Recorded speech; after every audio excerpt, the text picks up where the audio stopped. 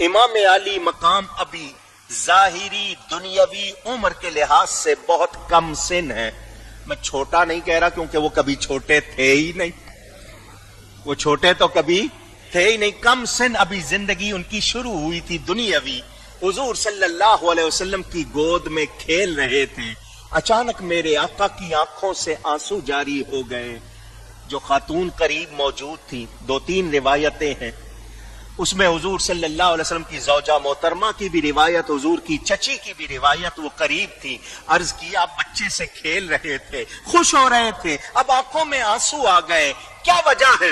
فرمایا میرے پاس جبریل آئے ہیں اور انہوں نے خبر دی ہے میرے بعد میرے اس بیٹے حسین کو شہید کر دیا جائے گا، قتل کر دیا جائے گا. دوسری روایت میں جہاں قتل کیا جائے گا اس جگہ کا نام کربلا، اس جگہ کا نام طف. حضور صلی اللہ علیہ وسلم کی روایات موجود، اور فرمایا مجھے جبریل نے وہاں کی مٹی لا کر دی ہے، وہ آپ اپنی زوجہ محترمہ حضرت ام سلمہ کو دیتے ہیں، اس کو شیشے میں ڈال کے رکھ لو، جس دن یہ خون ہو جائے گی سمجھ لینا میرا بیٹا کربلا میں شہید ہو گیا.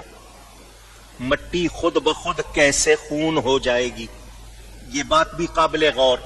پھر ساری بیویاں موجود ہیں مگر صرف حضرت ام سلمہ کو دے رہے ہیں، کسی اور کو کیوں نہیں دے رہے؟ میرے نبی پاک صلی اللہ علیہ وسلم جانتے ہیں اس واقعے کے وقت کون زندہ موجود ہوگی.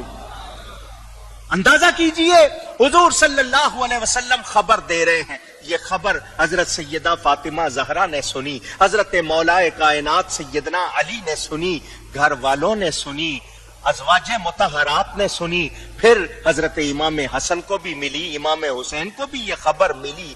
مگر کسی کتاب میں نہیں دیکھا کہ نبی پاک نے دعا کی ہو یا اللہ یہ حسین میرا بڑا پیارا ہے، میں اس کو چومتا ہوں، سونگتا ہوں، کندھوں پر بٹھاتا ہوں، میں سجدے میں جاؤں یہ میری پشت پر بیٹھ جائے تو میں سجدہ لمبا کر دیتا ہوں، کہیں یہ گرے اس کو تکلیف نہ ہو، مولا اس پر کربلا میں تکلیف نہ آئے. ماں کی محبت کتنی ہوتی ہے. حضرت سیدہ نے یہ دعا نہیں کی، حضرت علی نے یہ دعا نہیں کی. باپ ہے، خود امام حسن دعا نہیں کرتے، امام حسین دعا نہیں کرتے کہ کربلا میں جو تکلیف آنی ہے وہ نہ آئے. ہاں کتابوں میں کیا ملتا ہے؟ سب یہ دعا کرتے ہیں مولا جب وہ وقت آئے حسین کو صبر عطا کرنا.